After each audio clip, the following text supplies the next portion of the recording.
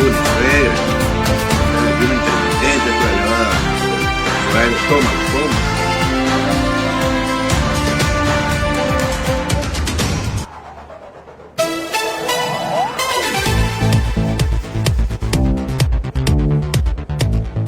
La bienvenida para todos, el placer de encontrarnos amigos, el gusto de saludarlos en esta mañana, muy buenos días. Aquí estamos en este espacio de entrevista para dialogar en esta oportunidad con el consultor político, el destacado consultor político, el doctor Osvaldo Moreno, con quien durante los próximos minutos vamos a abordar importantes temáticas de índole político para analizar un poco el desarrollo de estos últimos días de campaña electoral y lo que se le avisó al país en la víspera de las elecciones. ¿Cómo está, doctor? Un gusto saludarle. Muy buenos días, bienvenido a Diario Correo. Buenos días, un gran saludo a todas las personas que nos escuchan y nos miran. Un saludo a la mártir y valiente provincia del Oro. Siempre contento de atenderlos. Un saludo a la gente de la parte alta. Esperamos estar pronto por allá y que Machala y poder volver a caminar por Puerto Bolívar. Muy bien, doctor. Desde su perspectiva, a la orden. ¿Qué ocurre con las campañas de los candidatos, tanto Daniel Noboa como Luisa González, tomando en consideración que hemos avisorado, hemos visto una serie de acusaciones, una serie de también diatribas, forma parte quizás del lenguaje político actual, a lo mejor demasiada violencia desde lo verbal, pero ¿cuál es su análisis de la forma como están desarrollando la campaña ambos candidatos? A mí me parece que pareció en algunos momentos, o casi siempre, más una elección de fiscal de la nación que de presidente de la República, ¿no?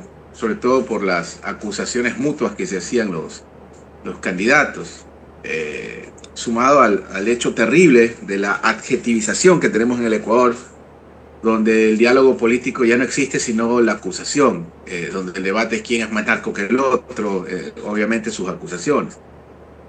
Y eso es terrible, porque cuando un país pierde la capacidad de debatir, de disentir, de intercambiar ideas, ya ve usted lo que estamos viviendo, ¿no?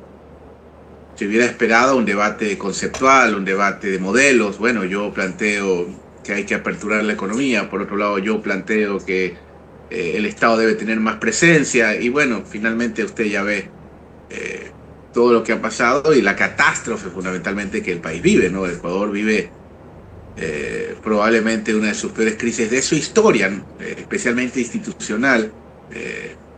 Para mí es espantoso tener que decirle en este medio de comunicación que Machala está entre las 5 ciudades o 10 más peligrosas del planeta. Para mí es espantoso decirle que ya no podemos caminar por Puerto Bolívar a comer un ceviche o un pescado. Era famoso ese lugar y nadie quiere ir para allá.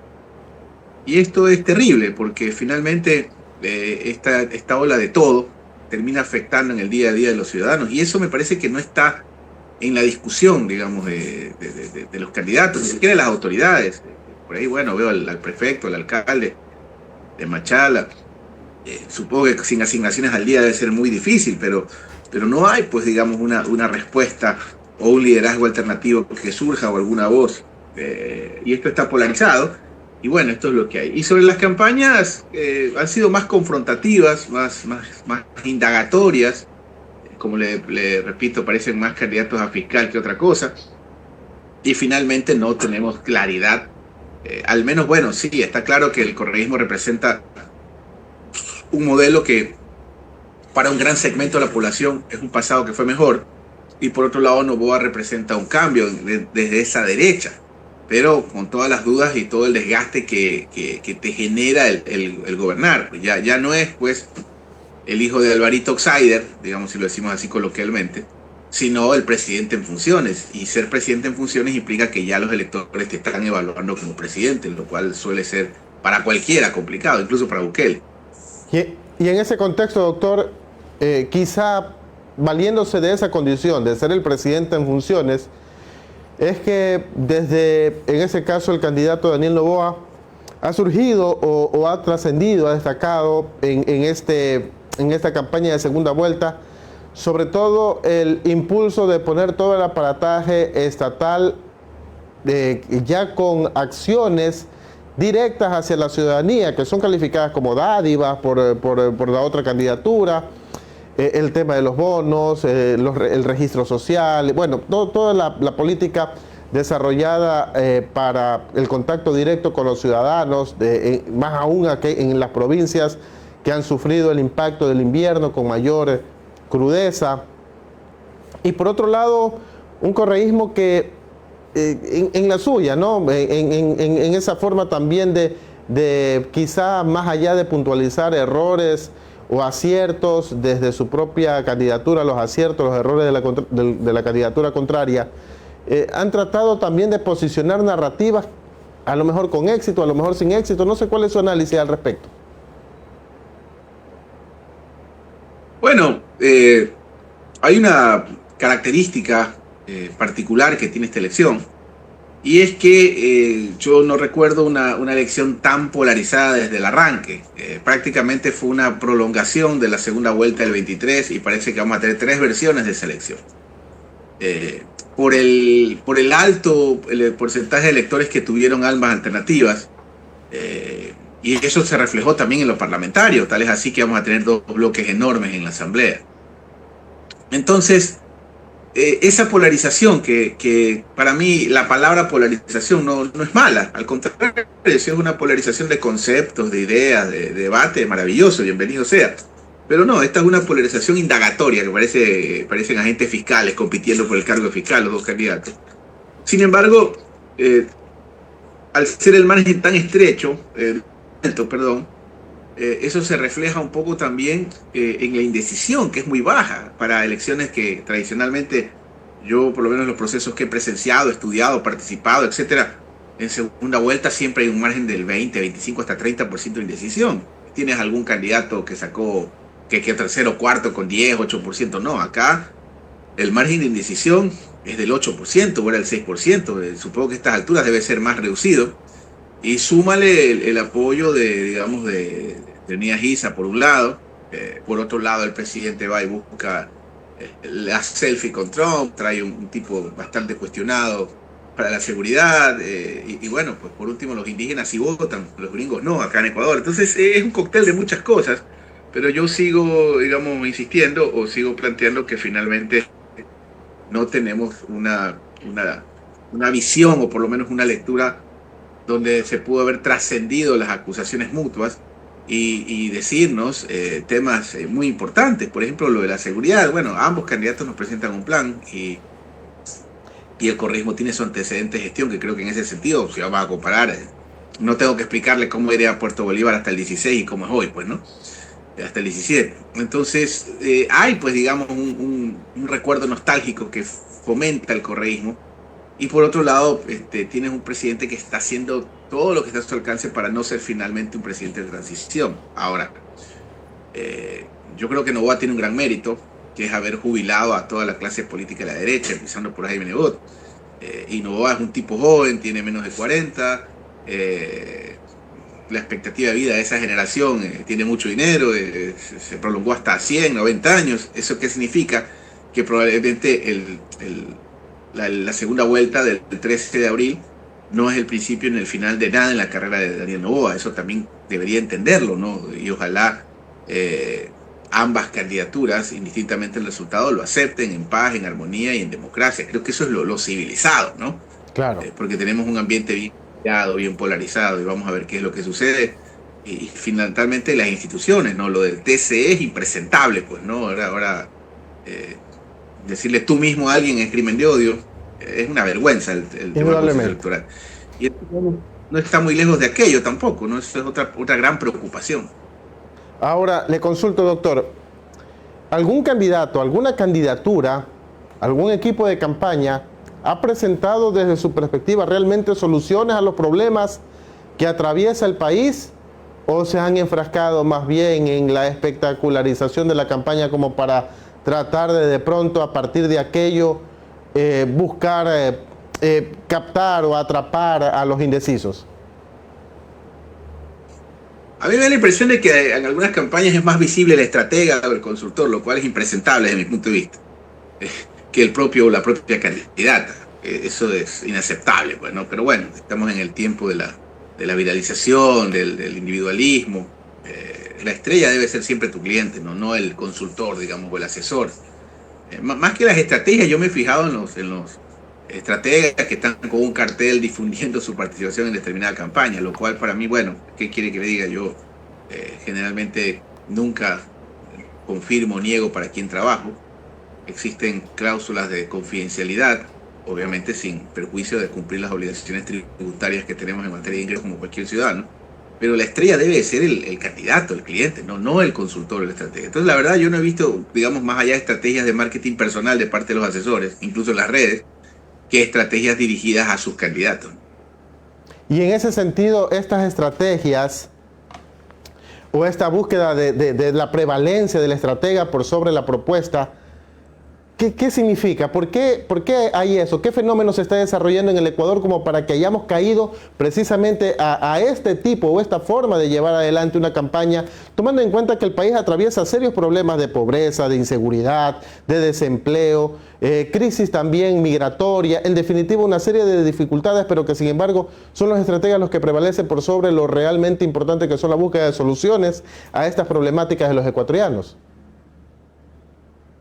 Sí, bueno, pues lo que pasa es que una campaña electoral tiene diferentes ámbitos, ¿no? Mucho, no se diga una presidencial, diferentes espacios de generación de contenidos, es muy grande una campaña como para que una sola persona la defina o la maneje.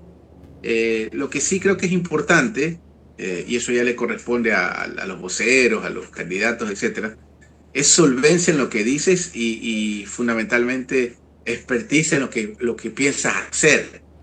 ¿Ya? Y en ese sentido, bueno, el correísmo sí tiene una ventaja porque el correísmo me parece que sí tiene proyecto de país, o sea, tiene proyecto nacional, cuadros, o sea, ellos sí tienen 4.000, 5.000 cuadros listos para ejercer la función pública, a diferencia, digamos, del caso de Noboa, que bueno, con todo respeto, la señora canciller es una persona respetable, pero con ella podemos hablar más de perfumes, champanes que de política exterior. El señor ministro de Defensa, tipo también que es respetable, indudablemente, pero es un señor que su actividad medular era, entiendo, clases de karate, cosas así por el estilo. El ministro de Interior es un buen tipo, es buena persona, entiendo, y un hombre honesto hasta donde yo sé, pero es una persona que en su vida se dedicaba a la seguridad de camaroneras, bananeras, circuitos cerrados. Entonces, no puedes el manejo, la conducción de lo público, dejarlo en manos de tus amigos o de tus conocidos o de tus proveedores, clientes, empleados, o sea, y eso no puede, así no se puede manejar un país.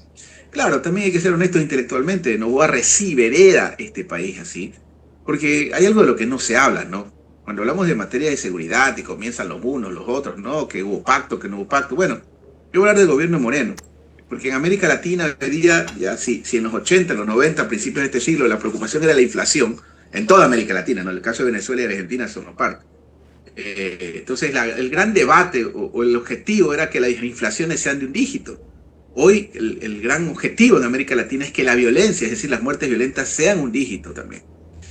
Y Moreno, Lenín Moreno, Correa le entrega con 5.4 muertes violentas por cada 100.000 habitantes el país a Moreno, y Moreno se lo entrega con 7 a Lazo, y Lazo lo entrega en 45, casi 10 veces más, y de eso no se habla, ¿no?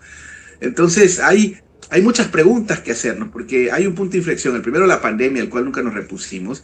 Y el segundo, ¿cuál fue el nivel de ineptitud que tuvo el gobierno de Lazo para efectos de haber entregado el país en esa situación? Yo recuerdo claramente al presidente cuadrándose frente a la bandera de estrellitas en una fiesta que hizo la Embajada Americana mientras estaban haciendo la matanza más grande de la historia en la penitenciaría de Guayaquil. Entonces, esas son preguntas que hay que hacerse para no repetirlas, y en eso hay que ser honestos intelectualmente. Me parece que el presidente sí ha retomado en parte el control de las penitenciarías, ¿no? Pero bueno, son temas que, insisto, y estamos de acuerdo en eso, tenemos que debatir, tenemos que conversar en un momento tan específico para el país. Ahora, dentro de los golpes de efecto, como para captar electores, desde su perspectiva, ¿cuáles han sido los principales aciertos y también los principales errores de ambas candidaturas? A ver, yo creo que el presidente lo engañaron en la primera vuelta. El presidente le dijeron dos mentiras. Primero, que iba a ganar en primera vuelta, lo cual era falso. Y lo segundo, le dijeron diciendo que vas a ganar en primera, ganas en primera. Y eso es un gran error porque desmoraliza a las tropas, si lo queremos llamar así. Y de ahí me parece que nunca retomó la iniciativa, probablemente en lapsos muy breves, pero la campaña de Noboa me parece que nunca se repuso, digamos, de ese golpe. Luego vinieron los otros errores, decir, por ejemplo, que Luisa es la candidata al crimen organizado, hay gente que se lo tomó personal, su conflicto con la vicepresidenta, no quiero hablar de temas personales, pero lamentablemente, y para quienes nos escuchan, quienes se meten en estas cosas están sujetos al escrutinio público, su conflicto personal con su ex esposa, no voy a nombrar a la niña porque a los niños hay que protegerlos. Entonces es un tema complicado, ¿no? Esto de la famosa foto en el biombo, que mucha gente le está generando el efecto contrario, todo el mundo quiere ir a tomar sus fotos. Entiendo que yo el otro día vi por las afueras del Consejo Electoral de la delegación de Guayas, no sé si usted ha visto esas fiestas donde hay un cuadrito para tomarse una foto, mi voto en la urna, cosas así. Entonces, me parece que ha habido una serie de errores que Noboa ha cometido. Y por otro lado, el correísmo, ¿no? Que nunca tuvo, o sea, el desorden estratégico, ¿no? Nunca han tenido control de sus vocerías. Y Luisa, si bien es cierto, es incomparable la Luisa de hoy con la anterior, indudablemente, ¿no? Ha mejorado en muchos aspectos, pero sigue sin ser la vocera principal o la voz más fuerte de esa ala de la contienda. Es decir, siempre Correa termina siendo una voz más trascendente. Claro que es difícil. Ojo, yo no digo que hay que callar a Correa, pero sí creo que hay que canalizar estratégicamente esa vocería. Y si Luisa tuviera liderazgo, la solvencia, la fortaleza suficiente, lo que dijera el presidente Correa fuera irrelevante, lo que dijera algún dirigente político, algún asambleísta. Ahí hay errores, digamos, eso es falta de control. Generalmente en una campaña no se sale a la esquina ni se da un cuarto de declaración si no hay un orden estratégico, ¿no? Y eso hace que abone a temas sensibles como la famosa desdolarización imaginaria, digo yo, porque está claro que todos estamos de acuerdo que hay que mantener la dolarización. Lo que sí creo que es importante debatir, y esto lo digo a título personal, es cómo estando dolarizados no hemos tenido ventajas sobre el resto de países, más allá de lo interno, la inflación y devaluación, ¿no? Y eso de hecho lo dijo Alberto Bají en algún momento. Vamos a ver qué pasa, a ver si termina ganando el que menos se ha equivocado, como es esto. Generalmente las campañas electorales las gana el que menos se equivoca. Ahora, en ese punto, en esa línea de ganar el que menos se equivoca, ¿cuál es la importancia geopolítica de los resultados electorales en el Ecuador, tomando en cuenta el mapa que está pintando desde Estados Unidos Donald Trump, lo que desde Venezuela trata de, en este caso, posicionar Nicolás Maduro, y esta tendencia libertaria, por decirlo de alguna manera, que en cambio desde el sur trata de impulsar Javier Milei? Desde su perspectiva, ¿cuál es la importancia geopolítica que representa la elección del Ecuador? A ver, el Ecuador tiene una situación muy interesante en su geografía, que incide en la geopolítica. Si ustedes creen que a los gringos les interesa poner una base para ayudarnos con el narcotráfico, eso es falso, ¿no? Los gringos les interesa una base de avanzada por su tema geopolítico con los chinos, con los rusos, con el enemigo de turno. O sea, eso tenemos que entender. Los únicos que vamos a resolver nuestros problemas somos nosotros, no los gringos, los rusos, los chinos, los cosacos, los peruanos, etcétera, ¿no? Ese creo que es el primer paso. Segundo, si hay alguien en quien incide la elección de Ecuador, indudablemente, porque yo veo a todo el mundo obsesionado con Venezuela, con Estados Unidos, Cuba, pero no hablamos de nuestros vecinos inmediatos, especialmente ustedes allá en Machala, en las provincias fronterizas. Tenemos dos vecinos inmediatos, que son Perú y Colombia, que prácticamente nos envuelven en una pinza. Y nuestra política exterior tiene que ir encaminada hacia, primero, nuestra relación bilateral con estos dos países, y de eso no se ha hablado, por ejemplo. Entonces, la situación geopolítica del Ecuador afecta, creo yo, más a nivel... yo le aseguro que tal vez Trump no se acuerda, confunde Ecuador con Guinea Ecuatorial, por poner un ejemplo, a pesar de que estuvo aquí por lo del mismo universo. Pero no es, pues, digamos, trascendente, o por lo menos lamentablemente somos una nación periférica en el contexto internacional, pero sí es importante, obviamente, en el juego geopolítico de la región, que es una región que Estados Unidos tiene que tener, digamos, como potencia el control de su región. Y en ese sentido está claro que este gobierno, o por lo menos en esta administración, o las últimas, la política ha sido una absoluta, digamos, yo diría sumisión, en algunos extremos casi patética, en lugar de una cooperación bilateral fuerte y sólida, que es lo que tenemos que tener los estados, digamos, con los países amigos. Cuidado, no se trata de no Estados Unidos, al contrario, hay que tener una gran relación comercial, de vínculos históricos que nos unen con esa gran nación, pero tú no puedes confiar tu seguridad nacional a un tercer país. Ya estamos viendo lo que pasa en Ucrania, pues no, cómo le están cobrando la mitad de los recursos naturales por financiar esa guerra. Imagínense a nosotros por la ayuda, pues no, entre comillas, que supuestamente nos van a dar. Correcto, correcto, doctor. Adicionalmente, una última inquietud. Quería consultarle, al menos usted considera que después de, ya estamos precisamente en la víspera del silencio electoral, pero ¿cree que todavía queda alguna bala, algún tipo de cartucho adicional, una última instancia a la cual puedan apelar los candidatos como para tratar de sorprender o dar el último gran golpe en la víspera de las elecciones, para tratar de conquistar a ese ciudadano que todavía no decide?